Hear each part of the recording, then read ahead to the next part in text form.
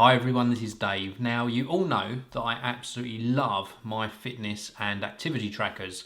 One that I'm wearing today and that I've been using for the past couple of weeks is the Fitbit Blaze, and it works really well. It encourages me to be more active. It keeps a track of my activity, my resting heart rate and my heart rate throughout the day as well, and it also keeps an eye on how well I'm sleeping.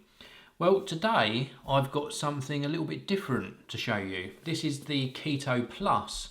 Now, this isn't an activity tracker, this is a health tracker, and it measures heart rate, skin temperature, respiration rate and blood oxygen levels.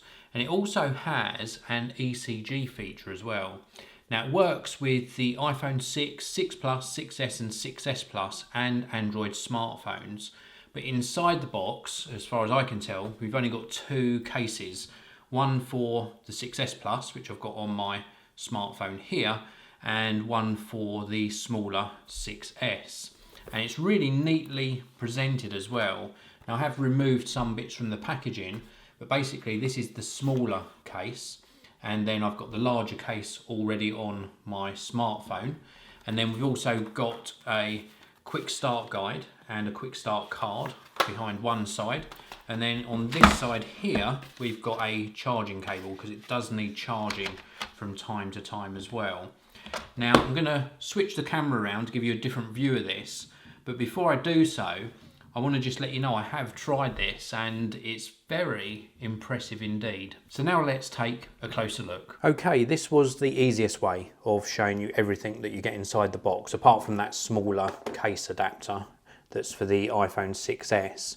And I think this was probably the easiest way they could make this, the actual technology part, work with lots of different smartphones. There needed to be a way of getting this neatly on the back of your phone, and it works pretty well. This does need charging from time to time, and this little device here is in fact the USB charger. So it connects via micro USB, charges via full-size USB, and then these two little contacts here line up with the two little contacts on the back of the Kito Plus. So like so, this is the sort of way you would be charging it with a cable connected here. It's not a very strong magnet, so maybe they could have come up with a better solution, but it's fairly neat. Just don't lose this, whatever you do. And then we've also got on the back of here some technology here that we can see, a little bit of the circuit board. I'm not sure what purpose that serves. We've got a couple of contacts which come into play when you're actually taking the measurements. We've also got a little on-off button just here, and a little light which indicates that it's actually connected via Bluetooth to your smartphone. And then to assemble it all, you simply place this inside the case.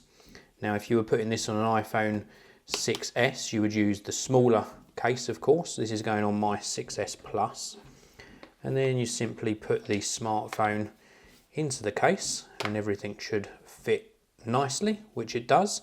So this is a pretty decent case actually. There's obviously a bit of extra weight in it because of the Kito Plus portion here, but it's got some nice grip to it, some nice sort of dimpled design. We've still got access to all of the ports. We've also got some raised edge volume buttons and the power on off button here, and of course a cutout for the camera. So let's unlock my iPhone and we're straight into the app because I have already tested this.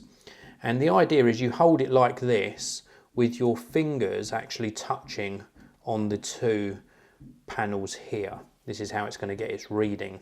So we can tap on checkup and it says that it's not actually connected. This has happened on a prior occasion as well. I think it just does it to save battery. So you have to push this button here just to make sure it is connected, and this turns sort of amber colour, and we do it again. So it's now connecting. I've got my fingers placed on the back and my two other fingers are just hanging down below. So here we go. So it should now, we have to cover up those other sensors with our fingers, and then it starts doing the measurements. So I've now got all four fingers touching the various sensors on the back of the Kito Plus. You can also see the battery level of the Kito Plus in the top right hand corner. It's showing it being at 55%. And now this is taking some readings. Now probably whilst you do this, you should be sitting down and perhaps not talking, so we won't get very accurate readings here. But it's given us an animation. It's not an accurate animation, I've discovered, but it's just to give you an idea that it is actually taking a measurement. And then it gives you the actual measurements. So you can see here my heart rate was 99 beats per minute. Blood oxygen, if we tap on this, it says that my finger wasn't placed properly, nor was my respiration rate. So we'll try that again in a short while. And then we've got skin temperature, 22.2. And then you can tap into ECG. And this gives you your ECG sort of graph. Now, it does say in the instructions that this shouldn't be used for any sort of self-analysis. So this would have to be read by a health professional. So it's got limited use for somebody doing these readings in the home. So let's go back where you won't bother saving that one. And we're just going to try and position our fingers a little bit better on the back here.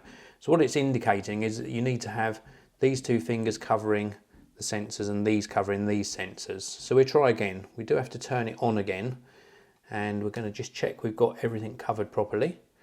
And we're going to tap that check up button again. And I'll speed this bit up so that you don't have to sit through all of the measurements again.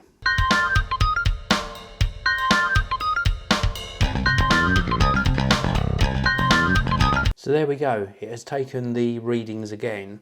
Still didn't manage to get the blood oxygen level.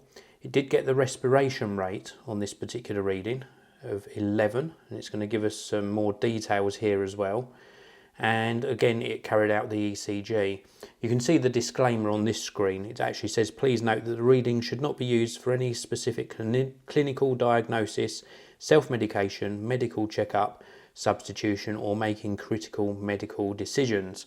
So of limited use, but it seems as though it's given me some more interesting data to track, which is always a good thing. A little bit disappointed it didn't get the blood oxygen level again. It did actually measure that when I was testing this earlier today, when I was sitting down and not recording, so maybe I just didn't have that particular sensor covered up properly. But the Kito Plus I think is very interesting. If you're into tracking your activity and you want to take things one step further, then the Kito Plus health tracker could well be for you. So that's it for this video. Let me know what you think of this product in the comment section. Please do hit that like button, and I'll see you in another video very soon.